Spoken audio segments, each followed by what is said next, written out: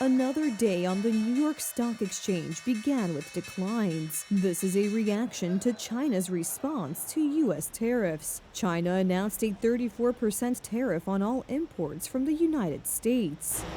2025年4月10日 China calls on the United States to immediately lift unilateral tariff measures and resolve trade disputes through consultations in an equal, respectful, and mutually beneficial manner. Declines are recorded in virtually all global markets. However, the White House is defending the decision on tariffs, claiming that after the initial shock, increases will come, but it will take time.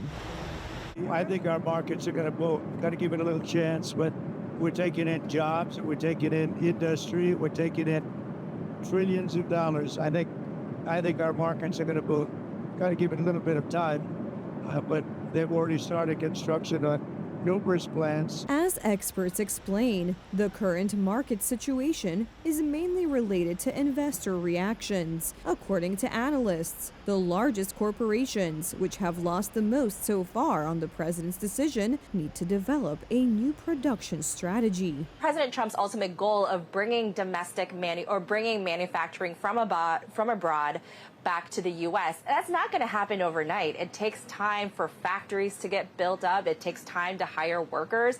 This is why President Trump acknowledges that there may be short-term pain, but he's already declaring victory.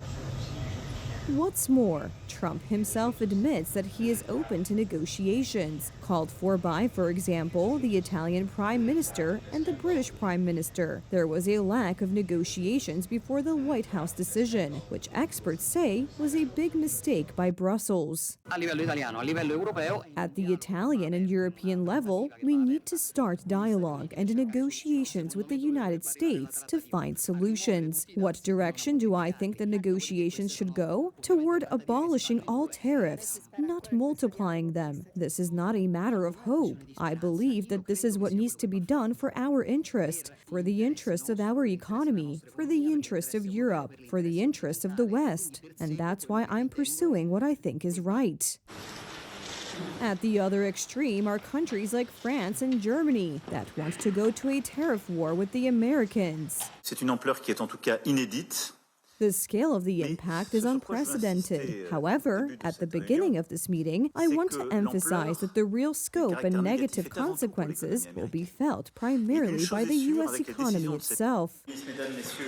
So much for the fact that, according to some analysts, it was Paris and Berlin themselves that led to the tariff war between Washington and Brussels in a bid to push the Americans out of Europe. What is surprising in this is the attitude of the Polish government, which declares its support for Western European companies that may suffer because of Washington's decisions. It cannot be allowed that the Prime Minister of Poland cares about others, about neighbors, about France, for example, and does not care about his own economy, about Poland. As of recently, plants in Poland have been closing down.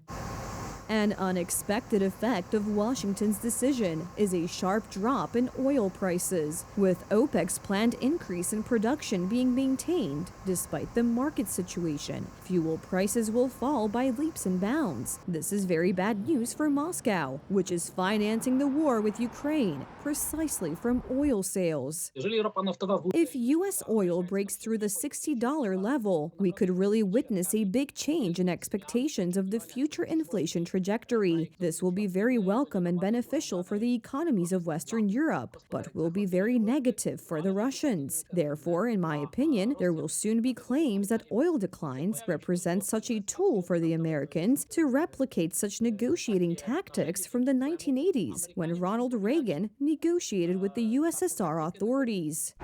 According to official data, Moscow's income from oil sales has already fallen by 17% year-on-year in March. On top of that, the wealth fund built from profits from the sale of crude oil has already lost 2/3 of its assets, and it is from this fund that the war in Ukraine is being financed. Many analysts even believe that with further declines, Moscow may simply run out of money to finance the war.